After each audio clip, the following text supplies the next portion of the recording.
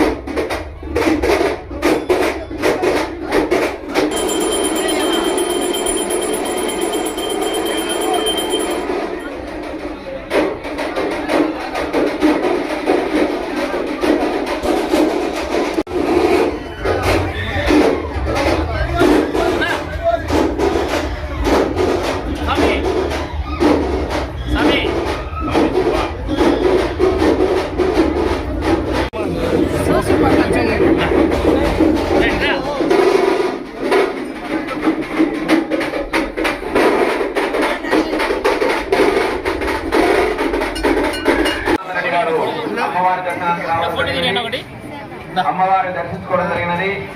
వారికి కోరుకుంటున్నాము.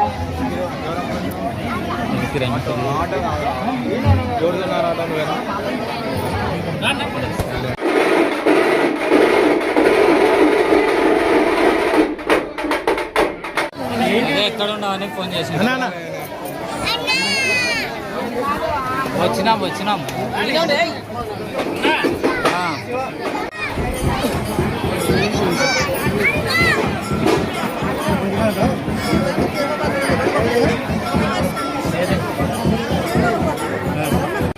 కోరుతున్నాము.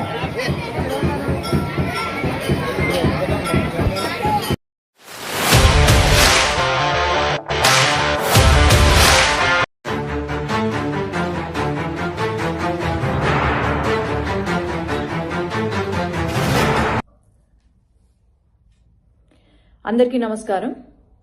నిన్న వైసీపీ నాయకుడైనటువంటి అంబటి రాంబాబు గారు చేసిన కామెంట్స్ ఏవైతే ఉన్నాయో సభ్య సమాజం కూడా తలదించుకునేలాగా సిగ్గుపడేలాగా ఉన్నాయి. వైసీపీ నాయకులు కార్యకర్తలు ఎవ్వరైనా సరే సిగ్గుపడాలి ఆయన చేసిన కామెంట్స్. ఎందుకంటే రాజకీయాలు అంటే రాజకీయ నాయకులు అన్నా కూడా ఒక గౌరవము మర్యాద ఉంటుంది ప్రజల్లో. కానీ వీళ్ళు చేసే వికృత చేష్టాలకు మాటలకు అసలు రాజకీయ నాయకులంటేనే ఒక జోకర్లుగా లేదంటే రౌడీ వెధవలుగా గుర్తింపబడుతున్నారు. ఒక రాష్ట్ర ముఖ్యమంత్రి 4 సార్లు ముఖ్యమంత్రిగా చేసి 48 సంవత్సరాల అనుభవం ఉన్న వయసులో పెద్ద అయినటువంటి మన రాష్ట్ర ముఖ్యమంత్రి నారా చంద్రబాబు నాయుడు గారు 24 గంటలు కష్టపడుతూ ఉంటే రాష్ట్రానికి మేలు చేయాలి అని చెప్పి మన రాష్ట్ర భవిష్యత్తు బాగుండాలి అని చెప్పి కష్టపడుతూ ఉంటే ఓర్వలేక వీళ్ళు చేస్తున్న నాటకాలు ఏవైతే ఉన్నాయో అవి ఎవ్వరూ కూడా సహించరు. ఏంటండి ఆ మాటలు? నోరుంది కదా అని అంబటి గారు ఆంబోతులాగా అరుస్తూ ఉంటే ఇక్కడ ఎవ్వరూ ఊరుకోరు. ఈరోజు ముఖ్యమంత్రి గారికి నేను క్షమాపణ చెప్పాలనుకుంటున్నా. ఎందుకంటే మాకు ఆయన ఆర్డర్స్ ఇచ్చారు. ఏంటి అంటే రాజకీయం అంటే ప్రొడక్టివ్గా ఉండాలా, డిస్ట్రక్టివ్గా ఉండకూడదు అని చెప్పి మీరు చేసే పని ఏదైతే ఉందో దానికి మీరు మంచి చెయ్యాలి, ప్రజలకు, మీ నియోజకవర్గ ప్రజలకు, మీ రాష్ట్ర ప్రజలకు మంచి చెయ్యాలి, ఎక్కడా కూడా నోరు పారేసుకోవద్దండి అని మాకు ఆర్డర్స్ ఇచ్చారు. కాబట్టి ఇంతవరకు మేము చాలా ఓర్పుగా మా పని మేము చేసుకుంటున్నాం. కానీ ఈరోజు ముఖ్యమంత్రి గారికి క్షమాపణలు. ఎందుకు అంటే మీ గురించి మాట్లాడితే మాత్రము మేము ఊరుకునేది లేదు సార్. ఎందుకంటే ఈరోజు మరి నిన్న ఇన్సిడెంట్ ఎక్కడ జరిగిందో మా రాయలసీమలో అయితే జరగలేదు. అదే గనుక రాయలసీమలో జరిగే ఉండుంటే కనుక కనీసం మీ కారు కూడా ముందుకు పోయేది కాదు అని నేను తెలియజేస్తున్నాను. కారుతో పాటు మా వాళ్ళు పాతి పెట్టేవాళ్ళు అని కూడా నేను తెలియజేసుకుంటున్నాను. ఏంటండి ఆ మాటలు? ఆంబోతులాగా ఊరి మీద పడ్డం కాదు, ఒక లాయర్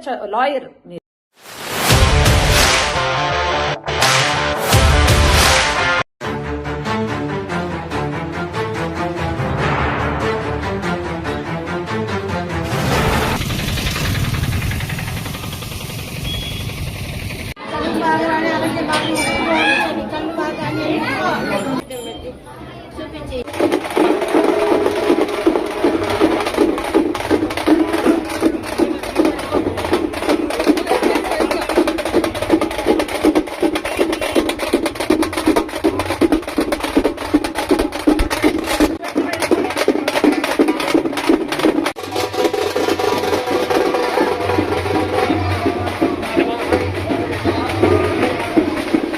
అమ్మవారి దర్శనానికి వస్తున్నారు. వారికి స్వాగతం సుస్వాగతం. యువ నాయకుడు జగన్ విజ్ఞాపన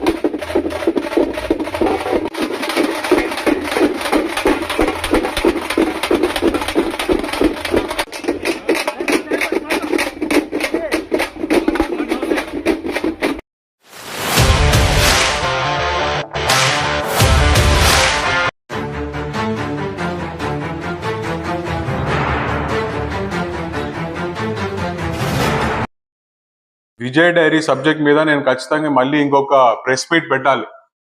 ఎందుకంటే విజయ్ డైరీలో ఈరోజు జరుగుతున్న అవకతవకలు అంతా ఇంత కాదు. ఈరోజు మీరు చూసుకుంటే విజయ్ డైరీలో ఏం జరుగుతుందంటే, మొదటిగా మొన్న ఎలక్షన్స్ పెట్టినాడు.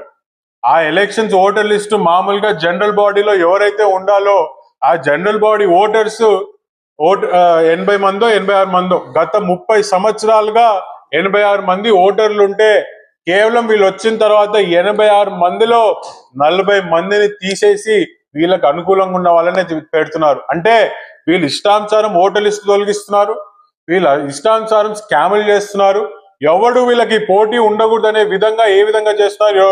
ఈరోజు నిన్ననే నాకు సమాచారం వచ్చింది. ఈపీఎఫ్ అని చెప్పి ఎంప్లాయ్మెంట్ కి ఖచ్చితంగా వీళ్ళు శాలరీలో ఇంత 4% వీళ్ళకి ఎంతైతే శాలరీలు ఇస్తున్నారో 4% ఈరోజు ఈపీఎఫ్ వాళ్ళకి కట్టాలి. కానీ అది కట్టకుండా ఈరోజు కార్మికులు పొట్టలు కొడుతున్నారు. అది కట్టకపోతే కార్మికులకు వచ్చే ఎంతో లాభాలు, ఎన్నో అలవెన్స్ ఈరోజు కట్ అయినాయి. దాదాపు 300 మందికి ఈరోజు వాళ్ళు ఈపీఎఫ్ కట్టక ఈరోజు వాళ్ళ హెల్త్ బెనిఫిట్స్ పోగొట్టుకున్నారు. వాళ్ళ హెల్త్ బెనిఫిట్స్ పోగొట్టుకున్నారు, వాళ్ళకి వచ్చే అలవెన్స్లు పోగొట్టుకున్నారు. చివరికి వాళ్ళ కూతురు, వాళ్ళ పిల్లలు ఎవరైనా మెడికల్ సీట్లు కానీ సివిల్స్ కానీ ప్రిపేర్ అవుతే వాళ్ళకి బెనిఫిట్ ఉంటుంది, అది పోగొట్టుకున్నారు. ఈరోజు వాళ్ళ ఇంట్లో గర్భశ్రీలు ఎవరైనా ఉంటే వాళ్ళకు కూడా డబ్బులు వచ్చేది, ఈరోజు అది పోగొట్టుకున్నారు. అంటే ఇంకోటి మీరు చూస్తే ఈరోజు మీరు అందరికీ తెలుసో లేదో, నేను మీకు మొత్తం ఆధారాలతో సహా ఇస్తా. బటర్ విషయంలో ఈరోజు వీళ్ళు బట్టరు మామూలుగా కర్నూలు నుంచి లోడ్ అవుతే నంద్యాలలో అన్లోడ్ అవ్వాలా, కానీ అక్కడ లోడ్ అయిన బట్టరు వీళ్ళు అక్కడికి రాకముందే తీసుకెళ్లి అమ్మేస్తున్నారు. అంటే ఇది తెలియక ఒక 2 డైరెక్టర్లు పోయినారంట. పోయి మాకు జరగకుండా ఇంత పెద్ద స్కామ్ జరుగుతుందంటే సరే ఆ స్కామ్ లో మీకు కూడా 2% ఇస్తానని చెప్పి 8 లక్షలు అడ్వాన్స్ తీసుకొని అక్కడి నుంచి పోయినారు. వీళ్ళ ఇష్టానుసారము ఈరోజు కార్మికుల్ని లెక్క చేయట్లేదు, రైతుల్ని లెక్క చేయట్లేదు. ఎవడు ఇష్టం వచ్చినట్టు వాడు ఈరోజు పరిపాలన సాగిస్తున్నారు. మళ్ళీ ఈయన కొడుకులు వచ్చి నీతులు చెప్తారు మాకు, మీరు డిఫాల్టర్స్ వాళ్ళు డిఫాల్టర్స్ అని. మీ చిట్టా మొత్తం పైన ఉంది, ఖచ్చితంగా మీ చిట్టా ఓపెన్ కూడా అయింది. నేను చెప్తానే వచ్చా, మీరు చేసే ప్రతి అవినీతి కార్యక్రమం బయటికి తీస్తా, మీ చిట్టా బయట పడింది. ఏ ఒక్కరిని కూడా బోర్డులో కానీ ఎండి కానీ ఎవడైతే తప్పు చేశాడో ఖచ్చితంగా కోర్టు మెట్లు ఎక్కిస్తాను. మీరు చేసిన తప్పుకి జవాబుదారి మీరు పెట్టేంత వరకు కూడా నేను ఊరుకోనని చెప్పి కూడా ఈ సందర్భంగా తెలియజేస్తున్నాను. దయచేసి ఇదేదో మేమేదో చైర్మన్ అవ్వాలా మా సొంత కోసం చేస్తామనేది కాదు. ఇప్పటికీ 10 సార్లు చెప్పా, ఇది అంతా చేస్తుంది రైతులు కార్మికుల కోసం. ఖచ్చితంగా వాళ్ళందరూ సంతోషంగా ఉండే రోజులు తెలుగుదేశం పార్టీ ప్రభుత్వంలోనే తొందరలో వస్తుంది. ప్రతి ఒక్క రైతుకి కార్మికుడికి కూడా న్యాయం చేసే బాధ్యత తెలుగుదేశం పార్టీ తరపు నుంచి మేము తీసుకుంటామని చెప్పి కూడా చాలా స్పష్టంగా తెలియజేస్తున్నాం.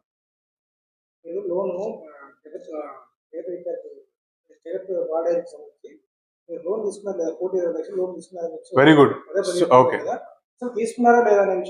నేను చెప్తా. జగత్ డైరీ 2017లోనే మూసుకోపోయిన విషయం ఈరోజు అందరికీ తెలుసు. నేను ఒకవేళ వీళ్ళు చెప్తున్నట్టే నేను లోన్ తీసుకొని నింటే 2019 నుంచి 2024 వరకు ఎవరు ప్రభుత్వం? వైఎస్ఆర్సీపీ ప్రభుత్వం. ఈ ఎస్వి జగన్మోహన్ రెడ్డి ఏ పార్టీలో ఉన్నాడు? వాడు వైసీపీలోనే ఉన్నాడు. మరి నేను నిజంగా లోన్ కనుక తీసుకోనంటే 2019 నుంచి 2024 వరకు నన్ను ఎందుకు సస్పెండ్ చేయలేదు? ఎందుకు ఎప్పుడైతే ప్రభుత్వం మారి డైరీ వీళ్ళు దింపుతారనే దాంట్లో కొత్త ఆరోపణలను తీసుకొని వచ్చి రిజెక్ట్ చేశారు? ఎందుకు 2019 నుంచి 24 వరకు నన్ను ఎందుకు సస్పెండ్ చేయలేదో వచ్చి చెప్పమని చెప్పు. నిజంగా అక్కడ నా పేరు కనుక లోన్ లో ఉండింటే ఎందుకు ముందరికి వచ్చి చెప్పలేదు? 2019 నుంచి 24 వరకు వీళ్ళ గవర్నమెంటే కదా. వీళ్ళ వైఫ్ కౌన్సిలర్ గా కంటెస్ట్ చేసింది, ఈయన వైసీపీ తరఫున ప్రచారం చేశాడు, ఇవన్నీ ఉన్నాయి, ఎందుకు చేయలేదు? కాలేదు. 2024 ఎండింగ్ వరకు చెప్పాను. 2000 ఎలక్షన్స్ ఎప్పుడైపోయినాయి? 2024 మేకి రిజల్ట్స్ వచ్చినాయి, కరెక్టా? 2024 ఎండింగ్ వరకు నేనే చక్రవర్తులపల్లి నుంచి ప్రెసిడెంట్. మరి 2019 నుంచి సరే పోనీ మీరు అనుకున్నట్టు 24 చేశాడు. 5 సంవత్సరాలు ఎందుకు చేయలేదు? 5 సంవత్సరాల నాకు ఒక 1 మంత్ టైం, నేను డైరీలోకి వెళ్ళి ఏమేమి ఉన్నాయి మొత్తం చీటాల్ ఫైల్తో సహా నీకు పెడతా. 5 సంవత్సరాలు టైం పడుతుందా నేను లోన్ తీసుకున్నానని ఎంక్వైరీ చేయడానికి? అసలు ఎస్వి జగన్మోహన్ రెడ్డికి చైర్మన్ గానే అనర్హుడు. మార్చినేనిపల్లెలో నామినేషన్ లేదని ఈరోజు మొత్తం ప్రపంచం అంతా తెలుసు. కాకపోతే ఏం చేస్తారు, మేము నామినేషన్ వేస్తామని చెప్పి చూపిస్తాడు. సరే, దాని తర్వాత డైరెక్టర్ ఎలక్షన్స్ వీళ్ళు మీ అందరికి ఇందాకే చెప్పా, ఓటర్ లిస్టులు ఏ విధంగా తొలగించి వీళ్ళు ఇచ్చేస్తే ఆటోమేటిక్ గా ఎవరైతే ఓట్లు పోయినావో వాళ్ళు వెళ్ళి పోలీస్ కంప్లైంట్ ఇస్తే పోలీసు వాళ్ళు దాంట్లో ఇంటర్వ్యూన్ అయినారు. అది డైరెక్టర్ ఎలక్షన్ జరగల. కోఆప్షన్ అని ఏదో ఒక కొత్త డ్రామాకి తెరదీశారు. కోఆప్షన్ రూల్ ప్రకారంగా కోఆప్షన్ అయిన ఏ ఒక్క సభ్యుడు కూడా చైర్మన్ అవ్వలేడని మ్యాక్స్ సొసైటీ బైలా చెప్తుంది. మళ్ళీ వీళ్ళు ఇష్టానుసారం నేను చెప్తున్నా కాబట్టి వీళ్ళ చిట్టా ఓపెన్ అయింది. వీళ్ళు అతి తొందరలోనే కోర్టు మెట్లు ఎక్కుతారు. వీళ్ళు చేసే తప్పులన్నీ కూడా పైన చాలా స్పష్టంగా తెలియజేశాము. మేం కాదు, రైతులు వెళ్తున్నారు ఈరోజు మంత్రుల దగ్గరికి, కార్మికులు వెళ్తున్నారు మంత్రుల దగ్గరికి. వాళ్ళు వెళ్ళి వాళ్ళు చెప్తుంటే ఈరోజు ప్రభుత్వమే ఆశ్చర్యపోతుంది, ఇంత ఈ రకంగా స్కాములు చేస్తున్నారా అని చెప్పి. ఖచ్చితంగా నేను చెప్తున్నాను, వీళ్ళు చేసే ప్రతి స్కాము, ప్రతి తప్పుడు పని కూడా బయటికి త్వరలోనే తీసుకొని వస్తాను. ఆల్రెడీ చిట్టా బయటపడింది, ఇంకా ఎక్కువ రోజులు కూడా పట్టదని చెప్పి కూడా తెలియజేస్తాను. 3 సంవత్సరాల పదవి కాలం ఉంటే మొన్న ఎందుకు మంచి మార్చినపల్లిలో నామినేషన్ వేయాల్సి వచ్చింది? ఎందుకు డైరెక్టర్ గా మళ్ళీ ఆయన పోటీ చేయాలనుకుంటున్నాడు? వీళ్ళు నోటికి ఏది వస్తే అది మాట్లాడుతున్నారు. మ్యాక్స్ సొసైటీ మాకు తెలియదు అనుకుంటున్నాడు. వీళ్ళకి మ్యాక్స్ సొసైటీ అంటే ఏంటో తెలిసే లోపే మాకు మ్యాక్స్ సొసైటీ అవగాహన అంతుంది. 25 సంవత్సరాలు మా కుటుంబం దీంట్లో పాలించినప్పుడు ఏ ఒక్క కాంట్రవర్సీ లేదు, ఏ ఒక్క రాజకీయమైన విషయం కూడా లోపలికి రాలేదు. రాజకీయాలు బయట, డైరీ ఈ క్లారిటీ ఉండింది కాబట్టి భూమా కుటుంబం ఎప్పుడైతే విజయ్ డైరీ నడిపిస్తుందో ఏ ఒక్క ప్రాబ్లం లేదు. ఇంట్లో కాంట్రవర్సీ ఉండిందా? ఇన్ని స్కామ్లు ఎప్పుడైనా జరిగిందా? ఈరోజు ఆయన ఫేక్ టర్న్ ఓవర్లు, ఫేక్ జిఎస్టీలు చూపించి లోన్లు లేపాలనుకుంటున్నాడు. ఏ రోజు అయితే వీడు ఎస్వి జగన్ ఎప్పుడైతే ప్రెసిడెంట్ అయినాడో రూపాయి అప్పు లేకుండా ఇచ్చాం. ఈరోజు కొన్ని 100 కోట్ల అప్పులు ఉన్నాయి. ఎక్కడ పోయినాయి ఆ డబ్బులు? ఇట్లా ఈ బటర్లలో చేసే స్కాముల లాగా వాళ్ళ జోబుల్లోకి తీసుకుంటున్నారు. ఖచ్చితంగా వీళ్ళు చిట్టాలంటే బయటపడే రోజు తొందరలోనే ఉంది. బోర్డు మీటింగ్ కూడా పోయినాం 2024లో. మీరందరూ కూడా ఉన్నారు కదా. అడిగారు. ఖచ్చితంగా మేము న్యాయపరమైన పోరాటమే చేస్తున్నాము. గవర్నమెంట్ కి కూడా చెప్పాము. అచ్చెన్నాయుడు గారితో కూర్చున్నాము, సీఎం గారితో కూర్చున్నాము, లోకేషన్ తో కూర్చున్నాము. ఫైనాన్స్ మినిస్టర్ గారు దీన్ని ఫస్ట్ నుంచి ఫాలో అప్ చేస్తున్నారు, కేశవ్ గారు. వారు కూడా ఇనిషియేటివ్ తీసుకొని మొత్తం ఎంక్వైరీలు ఏమేమి జరిగాయి, ఒక ఎంక్వైరీ జరిగింది. ఏ విధంగా అయితే వీళ్ళు ల్యాండ్లు కొట్టేస్తున్నారు, గవర్నమెంట్ ల్యాండ్లు కానీ ఇది కానీ మొత్తం చిట్టా అంతా ఇప్పుడు ఫైల్ రెడీ అయింది. ఖచ్చితంగా దీన్ని ఫర్దర్ ఎంక్వైరీకి పంపించి వీళ్ళందరూ బయటకు తీసి వీళ్ళని న్యాయపరంగానే ఎదుర్కొంటామని చెప్పి కూడా తెలియజేస్తాం. ఫేక్ టర్న్ ఓవర్, అప్పులు ఇవన్నీ చూపించి ప్లస్ ఇప్పుడు ఈపీఎఫ్ వీళ్ళకి 5 కోట్లు పెండింగ్ ఉంది. 3 నుంచి 5 కోట్లు డబ్బులు ఇవ్వాలా, లేకపోతే సెంట్రల్ గవర్నమెంట్ వచ్చి లాక్ వేసుకొని పోతుంది. 5 కోట్లు ఎగరగొట్టినారు. ఇట్లా డబ్బులన్నీ ఎగరగొట్టి అది నాకు ప్రాఫిట్ అని చూపిస్తున్నాడు. మీకు అర్థమవుతుందా? కావాల్సిన డబ్బులు, ఎంప్లాయీస్ కి ఇవ్వాల్సిన డబ్బులు, రైతులకి ఇవ్వాల్సిన డబ్బులు ఇవ్వకుండా కట్ చేసి అదే నా ప్రాఫిట్ అని చెప్పి చూపిస్తున్నాడు. ఇది మేము చేయలేక, మాకు అవగాహన లేక. మీరు చూసుకుంటే 25 సంవత్సరాలు విజయ్ డైరీ ఉన్నప్పుడు, విజయ్ డైరీ మరి మా కుటుంబ సభ్యులు పాలిస్తున్నప్పుడు ఏ ఒక్క ఎంప్లాయీకి ప్రాబ్లం లేదు, ఏ ఒక్క రైతులకి సమస్య లేదు. ఈరోజు కార్మికులు రోడ్డు ఎక్కి కూర్చున్నారు ధర్నాలకి, స్పందించే నాదుడు లేడు అక్కడ. ఈరోజు రైతులు వెళ్ళి బంగోలు పెడుతున్నారు, ఎవరిని పడితే వాడిని సస్పెండ్ చేస్తున్నారు, సొసైటీలు రద్దు చేస్తున్నారు. మేము 25 సంవత్సరాల నుంచి గవర్నమెంట్లు మారినాయి, పార్టీలు మారినాయి, నాయకులు మారినారు, ఏ ఒక్కసారి కూడా విజయ్ డైరీకి ఇంత కాంట్రవర్సీ అవ్వలేదు. తేడా జనాలు అక్కడే గమనించవచ్చు. ఇట్నంతా మీకు పదవులు వస్తాయేమో, నీ కాన్స్టిట్యున్సీలో నీకు ఇన్ఛార్జ్ పదవి రావడానికి నువ్వు నోటికి వచ్చినట్టు మాట్లాడితే నెక్స్ట్ టైం నువ్వు గుంటూరులో కాదు కదా, నువ్వు విశాఖపట్నం ఏ మూల, మీ నాయకుడు చెప్తాడు కదా, సప్త సముద్రాల అవతలు ఉన్నా కూడా ఈడ్చుకొని వస్తామని చెప్పి కూడా నేను హెచ్చరిస్తున్నాను. ఈరోజు ఇప్పటికన్నా మీరు బుద్ధి తెచ్చుకోండి. ఈరోజు 150 సీట్ల నుంచి 11 సీట్లకు వచ్చి ఇంట్లో కూర్చోబెట్టినారు మిమ్మల్ని. అయినా కూడా మీకు బుద్ధి రాకుండా వీధి కుక్కల్లాగా నోటుకి ఏది వస్తుంది మాట్లాడితే ఎట్లా? నేను ఇప్పటికైనా చాలా సీరియస్ గా చెప్తున్నాను, ఇప్పటికైనా మీరు నోరు అదుపులో పెట్టుకోండి. మీరు సబ్జెక్ట్ ఏమైనా ఉంటే సబ్జెక్ట్ ప్రకారంగా విమర్శించండి, ఖచ్చితంగా దాన్ని తీసుకుంటాం. నోటికి ఏది వస్తే అది మాట్లాడితే ఇంతకు మించి మేము ఉపేక్షించేదే ఉండదు అని చెప్పి కూడా ఈ సందర్భంగా స్పష్టంగా తెలియజేస్తున్నాను.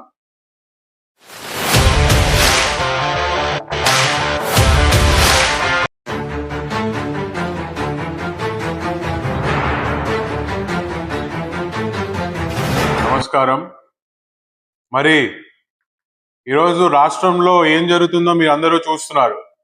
ఏ విధంగా ఈ ఆంబోతు రాంబాబు ఏ విధంగా 40 సంవత్సరాలు ముఖ్యమంత్రిగా 40 సంవత్సరాల రాజకీయ అనుభవం ఉన్న చంద్రబాబు నాయుడు గారి మీద ఎట్లాంటి మాటలు ఈరోజు మాట్లాడారో ఈరోజు మనం అందరం చూస్తున్నాం. వీళ్ళకి ఇంకా బుద్ధి వచ్చినట్లేదు. ఇట్లాంటి మాటలే పోయిన 5 సంవత్సరాలు మాట్లాడి చెప్పు దెబ్బలు కొట్టించుకొని ఈరోజు ఇంట్లో కూర్చున్నా కూడా ఇంకా సిగ్గు లేకుండా కూడా ఏ విధంగా బయటకు వచ్చి ఈ మాటలు మాట్లాడుతున్నారో రాష్ట్ర ప్రజలు ఈరోజు చీకొడుతున్నారు వీళ్ళని. ఈరోజు చిన్నపిల్లల నుంచి కూడా ఈరోజు న్యూస్ చూసి అవగాహన తెచ్చుకోవాలని న్యూస్ చూస్తే ఇట్లాంటి బూతులు చూస్తుంటే నిజంగా అందరినీ చెడిపోయే పరిస్థితి. రాజకీయాల మీదే ఒక చిరాకు, ఒక అసహ్యం కలిగిస్తున్న మాటలు ఈరోజు ఈ వైఎస్ఆర్సీపీ నాయకులు మాట్లాడే మాటలు. ఈరోజు అంబటి రాంబాబు ఇంకా అదృష్టవంతుడు. ఆయన ఎక్కడో పోయి ఇవన్నీ మాట్లాడినాడు. అదే గనక అంబటి రాంబాబు రాయలసీమలో గనక ఇట్లాంటి మాటలు గనక మాట్లాడుంటే ఆంబోతుకి చుట్టేసి ఊరంతా తిప్పేవాళ్ళం అని చెప్పి కూడా నేను తెలియజేసుకుంటున్నాను. అంటే ఎంత చులుగా అయిపోయిందంటే వీళ్ళ నాయకుడు జగన్మోహన్ రెడ్డి గారు నేర్పిస్తున్న వాళ్ళు విధానాలే ఇట్లా బూతులు తిడితే వీళ్ళకి పదులు వస్తాయి. మీరందరు గుర్తుందో లేదో 30 నిమిషాలు ఈయన రాసలీల వీడియోలు, ఫోటోలు, ఆడియో రికార్డింగ్లు అందరం విన్నాం ఎమ్మెల్యేగా ఉన్నప్పుడు. ఆ రికార్డింగ్లు వచ్చిన తర్వాత ఆయన దండించాల్సింది పోయి, ఆయనకు పనిష్మెంట్ ఇవ్వాల్సింది పోయి ఆయన పోయి క్యాబినెట్ లో తీసుకున్నాడు. అంటే ఏ విధంగా ఇట్లాంటి మనుషుల్ని, ఇట్లాంటి చేతల్ని ఏ విధంగా ప్రోత్సహిస్తుందో పోయిన ప్రభుత్వం మనం అందరం చూసాం. నేను తీవ్ర పరిణామాలు ఉంటాయని హెచ్చరిస్తున్నాను.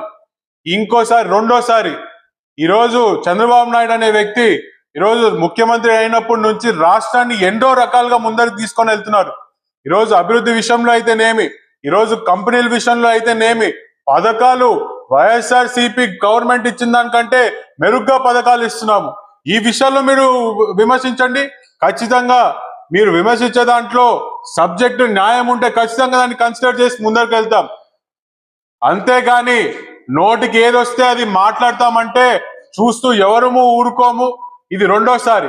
మూడోసారి గనక నువ్వు గనక మీ పార్టీలో గాని ఎవరైనా నోరు జారారు అంటే రాష్ట్రంలో ఏ ఒక్క వైసీపీ నాయకుడికి కూడా ఈరోజు సేఫ్టీ అనేది ఉండదని చెప్పి నేను తీవ్రంగా హెచ్చరిస్తున్నాను. 2 సార్లు భరించాం. ఈరోజు కూడా రాయలసీమ నుంచి మేమందరం బయలుదేరుతుంటే ఈరోజు మా నాయకులు పార్టీ అధిష్టానం ఫోన్ చేసి వద్దు అన్నారు. ఇప్పటికీ సహనము మమ్మల్ని పాటించమంటున్నారు కాబట్టి మీరు ఇంకా ప్రశాంతంగా వీధులలో తిరుగుతున్నారు. ఒక్కసారి గనక మేము తెగిస్తే అధిష్టానం కూడా మమ్మల్ని ఆపలేదని చెప్పి మేము తీవ్రంగా హెచ్చరిస్తున్నాను.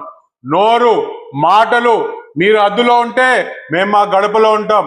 మీ మాటలు హద్దు దాటితే మేము మా గడపలు దాటితే మీరు తట్టుకోలేరని చెప్పి కూడా నేను తెలియజేస్తున్నాను. ఈరోజు సిగ్గుండాలి. ఇట్లాంటి మాటలు మాట్లాడిన తర్వాతే ఓడిపోయి ఇంట్లో కూర్చున్నా కూడా మళ్ళీ వీధి కుక్కల్లాగా మళ్ళీ వీధికి వచ్చి ఇట్లాంటి మాటలన్నీ మాట్లాడుతున్నారు.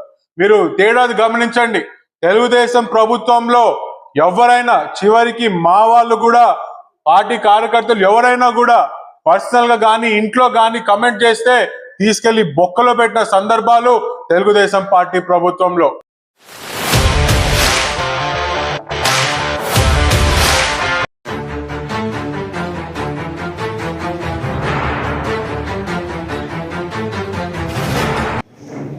అంబటి రాంబాబు గారిని నిన్న ఏ రకంగా అరెస్ట్ చేయడం అనేది మనం చూసాం. ఏది జరిగినా చంద్రబాబు నాయుడు తనకు కావాల్సిన రకంగా వాళ్ళ ఇల్లు మీడియా ద్వారా కవర్ చేయడం తప్ప వేరే ఏమీ చేయకుండా పోతా ఉంది. ఫస్ట్ పొరపాటు ఎక్కడ జరిగింది, తప్పు ఎక్కడ చేశారని మనం ఆలోచించాలి. గుంటూరులో ఎన్టీఆర్ స్టాచ్యూ దగ్గర ఒక ఫ్లెక్సీ ఏర్పాటు చేయడం జరిగింది. ఏమాత్రం సంబంధం లేని వ్యక్తులు, కేసులు లేని వ్యక్తులు, జగన్మోహన్ గారి ఫోటో, వైవి సుబ్బారెడ్డి గారి ఫోటో, భూమన కరుణాకర్ రెడ్డి గారి ఫోటో వేసి క్లియర్గా అబ్యూజింగ్ వర్డ్స్తో బ్యానర్ రాయడం.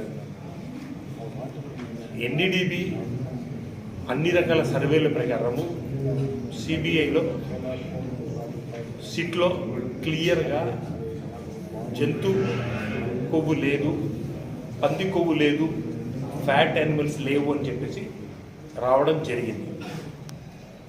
దానివల్ల ఎక్కడ తనకు అపహాస్యమవుతారని చెప్పేసి దాన్ని కూడా కవర్ చేసుకుంటా నిస్సగ్గుగా దాన్ని డైవర్షన్ పాలిటిక్స్ చేసి చంద్రబాబు నాయుడు మళ్ళీ బ్యానర్లు వేసి గొడవకు శ్రీకారం చుట్టడం జరిగింది.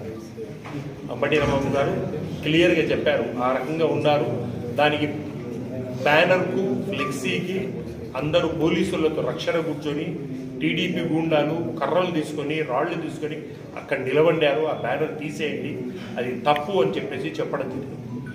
అయినా అంత సెంటర్లో తీసుకొని వచ్చేసి బ్యానర్ల దగ్గర గుండాలతో నిలబడడం జరిగింది.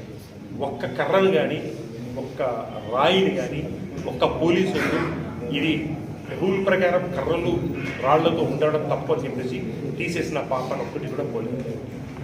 అంబటి రాంబాబు గారు పార్టీ ఆదేశాల ప్రకారం వెంకటేశ్వర స్వామి టెంపుల్లో పూజ చేసిన తర్వాత మళ్ళీ తీసుకొని వచ్చేసి చేసి అతను పోతా ఉంటే ఎన్టీఆర్ విగ్రహం దగ్గరికి వస్తానే అందరూ అతని మీద ఒక మూకుమ్మడి దాడి లెక్క చేసి ఆయన వెహికల్ మీద క్లియర్గా మనం అందరం వీడియో క్లిప్పింగ్స్ చూసాం. దాడి చేసి ఇష్టం వచ్చినట్టు మాట్లాడితే అతను స్లర్లో ఒక మాట అన్నందుకు ఆయన మీద మళ్ళా కేసు పెట్టి ఆయన ఇంటిని పగలగొట్టి ఆయన ఇంటిని కాల్చి ధ్వంసం చేసి ఆయన మీద చేసి అంబటి రాంబాబు గారు క్లియర్గా చెప్పడం కూడా జరిగింది. నేను ఆ మాట అనడం కోపం మీద వాళ్ళు అన్నారు కాబట్టి నేను అన్నాను, దానికి స్లర్లో ఉన్నాను తప్ప నేను బాధపడతా ఉన్నాను. నా మనసుకు నన్ను అరెస్ట్ చేసిన భయపడాలని క్లియర్గా మనం అందరం వీడియోలు కూడా చూసాం. అయినా అతన్ని తీసుకొని పోయి అరెస్ట్ చేయడం, అంబటి రాంబాబు గారి మీద అయితే చెప్పారు, భూమన కరుణాకర్ రెడ్డి ఇంటి మీద కూడా దాడి చేయడం జరిగింది, విడుదల దీని మీద కూడా దాడి చేయడం జరిగింది. ఈ రకంగా తెలుగుదేశం వాళ్ళు రెడ్ బుక్ రాజ్యాంగం తప్ప వేరే ఏది చేయడం లేదు. కాబట్టి ఆ దాడిని మేము తీవ్రంగా ఖండిస్తూ ఈ రకంగా మీరు చేసుకుంటా పోతే ప్రజలు మీకు సరైన టైంలో సరైన గుణపాఠం తెలుపుతారని చెప్పేసి మీ ద్వారా తెలుపుతూ ఈ దాడిని మేము తీవ్రంగా ఖండిస్తాం. నమస్కారం.